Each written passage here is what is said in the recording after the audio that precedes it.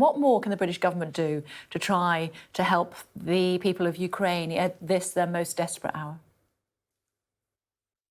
Well, it's just truly appalling, isn't it? The unfolding atrocities that we're seeing now every day are just so breaking, and things that we just never thought that we would see again in our lifetimes on our doorstep, and it's absolutely appalling. And the international community, with Britain playing its leading role, we need to retain that unity of strength. Unity of strength in our vow to bring those to justice for war crimes and for these atrocities. Unity in strength in terms of sanctions, which still could go further. We want the British government to close down many of the loopholes and some of the trusts and some of the other things that exist that mean that the sanctions aren't quite being as effective as they could here in the UK. And united in that strength in terms of providing and continue to provide military aid to the Ukrainian people and armies as well, which has actually been very effective to date, but could go further and could go faster. Let me bring you back to domestic politics, if I may. Of course, we've been hearing overnight, sort of tea time yesterday, that the government is planning to sell Channel 4. I spoke to a previous Culture Secretary, Jeremy Hunt, and asked him whether he would have considered selling Channel 4 when he was in the hot seat. Let's listen to what he had to say, if you'll indulge us, and then I'd love to get your response to that. Here we go. Look, I'm not against privatisation in other contexts, but what I'm in favour of is competition. And I think that we have very high standard of broadcasting in this country because we have competition not just in the very popular soap operas and box sets and series that are going to be commercially very successful, but we also have competition in other areas like news and documentaries, which are not likely to be commercially viable. And that's, I think it's really important to maintain that competition. And I do think Channel 4 is part of that ecosystem. He also told me, Ms. Powell, that he didn't even contemplate selling Channel 4 when he was Culture Secretary. Your thoughts on the suggestions from Nadine Dorries this morning that that's the way forward?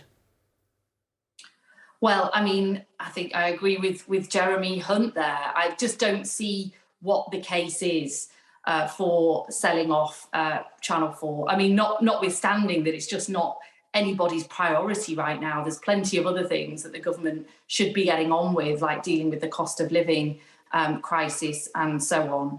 But Channel 4 is a non-for-profit, publicly owned broadcasting company whose remit is very specific and special and unique in the UK, in that it's there to support small independent production companies. It doesn't own the IP itself. It doesn't own those programmes itself. And so that nurtures and allows lots of small businesses to develop, particularly outside of London. And Channel 4 do a great deal in terms of investing in that levelling up agenda as well. So I just don't understand why they're doing it. Nobody's in favour of it. The industry is not in favour. Channel 4 itself isn't in favour.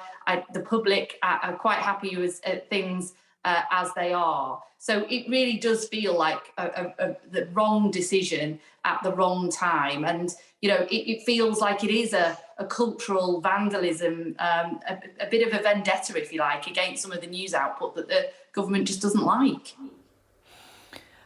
Talk to me about the cancer care report that we're going to be hearing more about today. The where you're speaking to us from this morning, the Northwest, Liverpool particularly, has got the most challenges when it comes to cancer cases in the whole of England. It looks as though potentially we're moving backwards when it comes to treating cancer. What does Labour put that down to? Well, look, I mean, we've historically have always had some of the worst cancer treatment rates. In recent times we've reversed that trend, and we've seen and treated people much more quickly. Obviously, the last Labour government brought in very fast targets for cancer treatment and diagnosis, which absolutely sped up the system and dealt with some of those deep inequalities in terms of care that we had historically been seeing. There's no question that the pandemic and what we saw in terms of the NHS has put set that backwards, really. There's no question that people didn't go to hospital, perhaps didn't go to see their doctor in early stages when they had worries, they had concerns, and that's going to have a lag as well. And obviously the NHS is dealing with a huge backlog here, and it hasn't got the staff, it hasn't got the resources that it needs to really deal with those all-time high waiting lists that it's now got, and that's obviously going to have a dramatic effect on things like cancer care and other areas as well. I don't know if you heard the Wales Secretary was on the programme yesterday saying the world's moved on, and as far as Partygate is concerned, the Prime Minister will be staying in post as he should. We clipped that up on Twitter. More than 500,000 people viewed that on my Twitter feed yesterday. As you can imagine, it was a myriad of different comments. What's your view?